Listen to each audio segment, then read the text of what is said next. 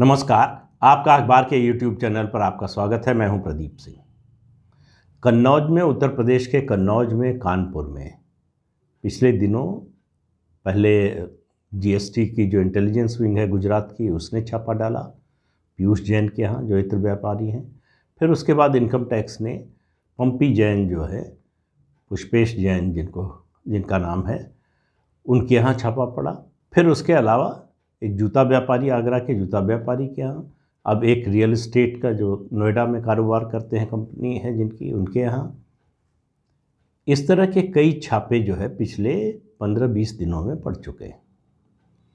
इनमें से जो पैसा मिल रहा है, जो कैश मिला, वो तो आपने देखा कि किस तरह से जो है दीवार के पीछे से, अलमारियों में से कहाँ कहाँ से कैश निकल रहा है, जैसे नोटों की बरसात हो रही हो। बात असल में ये है कि इस पर मैंने अभी तक कोई कार्यक्रम किया नहीं था। मुझे थोड़ा मैं जानना चाहता था कि असल में ये है क्या सब।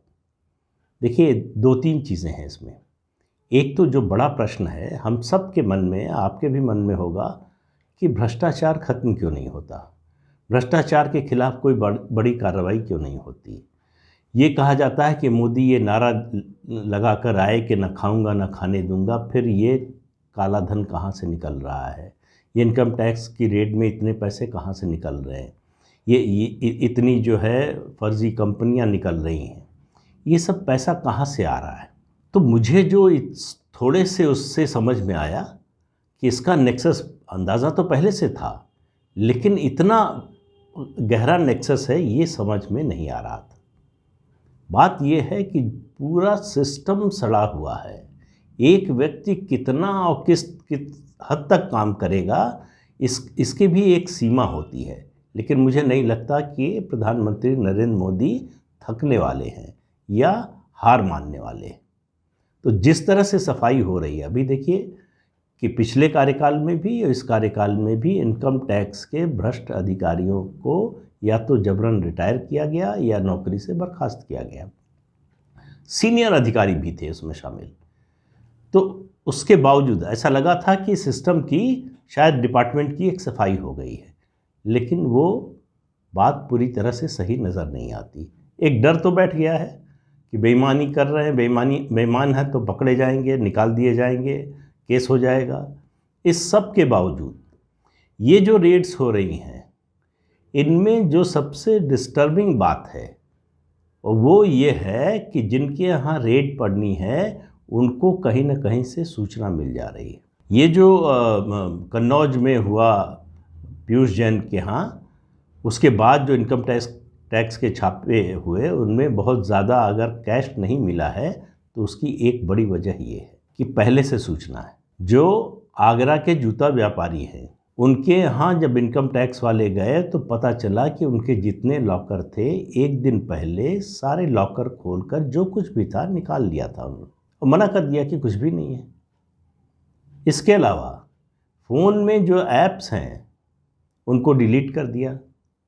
एक व्यापारी ने तो फ़ोन ही अपना गायब कर दिया, वो फ़ोन मिला ही नहीं, डिस्ट्रॉय कर दिया, नष्ट कर दिया, नाले में फेंक दिया, जो भी किया हो। तो इस तरह की जो समस्याएं आ रही हैं, अब हर कंपनी के पास ये एक कंपनी की नेटवर्थ के हिसाब से और दूसरे उसके हिसाब से होता है कि इतना कैश रख सकते हैं। हमारे आपके लिए भी होता है कि हमारी अगर इतनी आमदनी है एनुअल, तो इतना कैश घर में हो सकता है, ये परमिसिबल लिमिट है।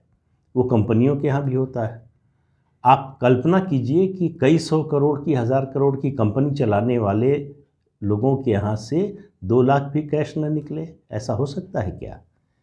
एक कंपनी ने तो एक दिन पहले ही कैश बैंक से विड्रॉ किया था, नंबर 1 का पैसा था, वो भी नहीं मिला। तो इसका मतलब पहले से सूचना मिल गई थी। लेकिन ये मत समझिए कि कुछ नहीं हुआ, तो कैश नहीं मिला तो इसका मतलब सब बेकार हो गया, पहले से इन्फॉर्मेशन मिल गई थी इसलिए जो है कोई फ़ायदा नहीं हुआ इस रेड का और इससे कोई फ़र्क नहीं पड़ने वाला। बात दरअसल ये है कि आज के इलेक्ट्रॉनिक्स के युग में, टेक्नोलॉजी के युग में आपके लिए पैसा छुपाना बहुत कठिन होता है।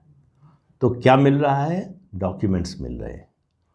डॉक्यूमेंट इस बात का इनकम टैक्स विभाग को प्रमाण नहीं मिल रहा है कि पैसा कैसे ब्लैक से वाइट किया गया।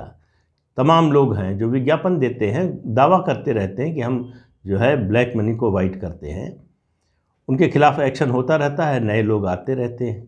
शेल कंपनी एक सबसे अच्छा धंधा है ब्लैक मनी को वाइट करने का। एक खोखा कंपनी जो एक कमरे से चलने वाली, छोटे से कमरे से चलने वाली कंपनी जो है, जो जिसका रजिस्टर्ड ऑफिस दिखाया जाता है, उससे अगर सैकड़ों करोड़ का कर्ज मिल रहा हो किसी व्यापारी को, तो आप समझ लीजिए कि कुछ घपला है। कुछ नहीं, पूरा घपला है। दाल में काला नहीं, पूरी दाल काली। तो तरीका क्या होता है? शेल कंपनी बनाओ, उसके ज़रिए पैसा बाहर भेजो और वही पैसा अपना ब्लैक का वाइट बनाकर वापस लाओ। तो गया कैसे, इसको खोजना, इसका प्रमाण पाना तो थोड़ा मुश्किल होता है, लेकिन जो आया उसका तो प्रमाण है, क्योंकि बुक्स में है, कंपनी में दिख रहा है कहाँ से आया। तो उसके डॉक्यूमेंट जो है इनकम टैक्स को मिल रहे हैं और उसकी वजह से ये लोग फंसेंगे। उसका एक्सप्लेनेशन, वो कहाँ से आया पैसा, क्यों आपको किसी कंपनी ने, जिसकी हैसियत अपनी खुद कुछ नहीं है, उसने सैकड़ों करोड़ का आपको कर्ज कैसे दे दिया। तो ये जो नेक्सस है ना, इसको तोड़ना बड़ा मुश्किल काम है। और अगर इसकी कोशिश हो रही है इसके बावजूद, तो आप समझिए कि कितने लोगों को कष्ट हो रहा है, परेशानी हो रही है। एक समय था कि किसी के यहाँ इनकम टैक्स की रेड पड़ी, प्रभावशाली व्यक्ति, मतलब ऐसे लोगों के तमाम लोगों से संबंध होते हैं, एक फ़ोन किया, रेड रुक गई। ये बंद हो गया है। एक आपको किस्सा बताता हूँ, 2014 से 2019 के कार्यकाल का। अरुण जेटली वित्त मंत्री थे, उनके एक जूनियर मिनिस्टर थे, उनके किसी जानने वाले के यहाँ इनकम टैक्स की रेड पड़ी। उन्होंने फ़ोन किया उनको, जूनियर मिनिस्टर को। उन्होंने जो है CBDT के चेयरमैन को फ़ोन किया कि रेड रुकवा दीजिए।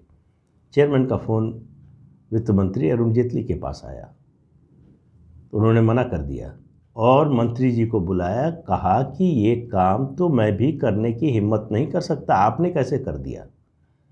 बाद में उनका मंत्रालय बदल दिया गया, उस मंत्रालय से हटा दिया गया। इस सब के इतनी सख्ती के बावजूद, जो सिस्टम बरसों से, दशकों से जो बेईमानी में पला बढ़ा है, उसी में पगा हुआ है, उसको तोड़ना बहुत आसान काम नहीं है।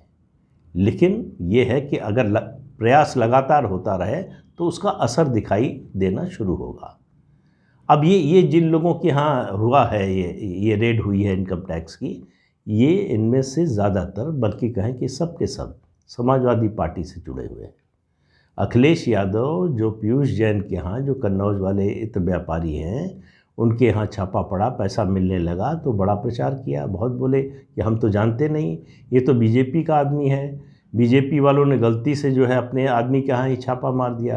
अब तस्वीरें सोशल मीडिया पर वायरल हो रही हैं कि जब वो इत्र के पार्क के लिए, कन्नौज में बनवाने के लिए फ्रांस गए थे, तो उनके साथ एक फ़ोटो है जिसमें वो दिख रहे हैं, डिम्पल यादव दिख रही हैं, पीयूष जैन दिख रहे हैं, पंपी जैन दिख रहे हैं। तो अगर वो फ़ोटोशॉप नहीं है, जो कि लग नहीं रहा है, क्योंकि फ़ोटोशॉप होती तो अब तक जो है उसका खंडन आ गया होता, उसका जवाब आ गया होता। तो जब सरकार थी तब उनको सरकारी खर्चे पर लेकर आप फ्रांस गए, और उस आदमी के बारे में आप ये कह रहे हैं कि मैं तो जानता नहीं, मैं इसको पहचानता नहीं, मेरी कोई पहचान नहीं है, तो बीजेपी का आदमी है।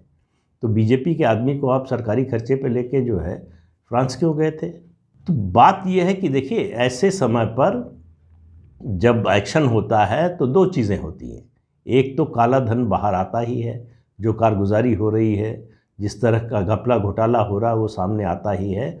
चुनाव में ब्लैक मनी को रोकने में भी मदद मिलती है।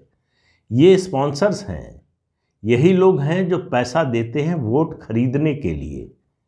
2014 के लोकसभा चुनाव में मुलायम सिंह यादव वहाँ से लोकसभा के उम्मीदवार थे समाजवादी पार्टी के, चुनाव जीत ना पाते अगर पैसे का खेल न हुआ होता। और ऐसी तमाम कॉन्स्टिट्यूंसीज हैं, सभी पार्टियां करती हैं। लेकिन कुछ पार्टियां ऐसी हैं जो सत्ता में आने के बाद जिनका एकमात्र उद्देश्य होता है कि ज़्यादा से ज़्यादा पैसा कमा लो। जो ज़्यादा से ज़्यादा पैसा कमाया जाता है, फिर उसके लिए ऐसे लोगों की ज़रूरत होती है जिनके पास आप इन्वेस्ट कर सकें उस पैसे को। ये ऐसे ही लोग हैं जो ये जिनके यहाँ रेड हो रही है, ये पैसा इनके बिजनेस का नहीं है, ये ब्लैक मनी है पॉलिटिशियंस का, ये ब्लैक मनी है ब्यूरोक्रेट्स का, जो इन लोगों ने पार्क कर रखा है इन कंपनियों में, फर्जी कंपनियों में, ताकि चुनाव के समय दे सकें। उसके अलावा फिर ऐसे ब्यूरोक्रेट्स की ज़रूरत होती है इन नेताओं को जो पैसा बाहर इन्वेस्ट करा सकें। अगर इस बात की कोई जांच हो जाए कि भारत के कितने नेताओं का विदेशों में इन्वेस्टमेंट है, तो उससे आपको पता चल जाएगा कि पैसा कैसे यहाँ से बाहर जाता है। और वो उसके तरीके जो है, वो उसके एक्सपर्ट हैं जो इसको भेजने का काम करते हैं, जो इसको सही दिखाने का काम करते हैं। तमाम ऐसी कंपनियां हैं जो टैक्स हेवन में खोली जाती हैं, वहाँ से पैसा, ब्लैक का पैसा वाइट होकर आता है और फिर यहाँ वाइट पैसे के रूप में आप इस्तेमाल करते हैं। कोई रोकने वाला टोकने वाला नहीं। तो ये जो 3 लाख शेल कंपनियां नोटबंदी के बाद भारत सरकार ने बंद की थीं, उसके बावजूद भी उनका इस्तेमाल अभी जारी है। उनको पकड़ा जाता है, फिर नहीं बनती है, और ये सिलसिला जो है चलता रहता है। इसलिए इनकम टैक्स डिपार्टमेंट हो या ईडी हो या दूसरी संस्थाएं जो जांच एजेंसियां हैं, उनका काम कभी कम नहीं होने वाला है। क्योंकि ये जो पैसे की भूख है और इजी मनी की, कि बिना मेहनत के ज़्यादा पैसा मिले, रिश्वत में मिले, इसीलिए बेचैनी होती है। सत्ता से बाहर जाते ही बेचैनी जो दिखाई देती है वो इसी की होती है। वो जो पैसे का स्रोत है वो बंद हो जाता है। तो इस सरकार में इसको रोकने की, इस जो है भ्रष्टाचार की गंगोत्री को साफ करने की पूरी कोशिश हो रही है। और इसमें बड़ी बड़ी मछलियां हैं जिनका अपना राजनीतिक रसूख है, लेकिन वो चल नहीं रहा है। इससे पहले ये होता था कि हम आपके पैसे के बारे में नहीं बोलेंगे, आप हमारे पैसे के बारे में नहीं बोलिए। यही नियम तोड़ दिया नरेंद्र मोदी ने आके, और उसका असर हो रहा है, और उसका आने वाले समय में और ज़्यादा असर दिखाई देगा। अब जो लोग इस तरह के पैसे की फंडिंग करते हैं, मदद करते हैं, उनके लिए बहुत मुश्किल हो जाएगी। समस्या ये है, इसलिए कह रहा हूँ कि ये जो कार्रवाई हो रही है, इसको आप पॉलिटिकल वेंडेटा मत समझिए। ये सिस्टम की सफाई हो रही है, और ये समय समय पर होता रहेगा। कभी कभी अभियान तेज हो जाएगा, कभी धीमा हो जाएगा, लेकिन ये रुकने वाला नहीं। इस देश में भ्रष्टाचार को ख़त्म करना, मुझे लगता है भगीरथ के लिए जो गंगा धरती पर ले आए, उससे ज़्यादा मुश्किल काम है। लेकिन उम्मीद पर दुनिया कायम है। उम्मीद करनी चाहिए कि इसमें कामयाबी मिलेगी। तो आज के अंक में इतना ही। अगले अंक में फिर मिलेंगे किसी नए मुद्दे के साथ। तब तक के लिए इजाज़त दीजिए। नमस्कार। आपसे अनुरोध है कि ये चैनल देखिए, शेयर कीजिए, लाइक कीजिए और सब्सक्राइब ज़रूर कीजिए। नमस्कार।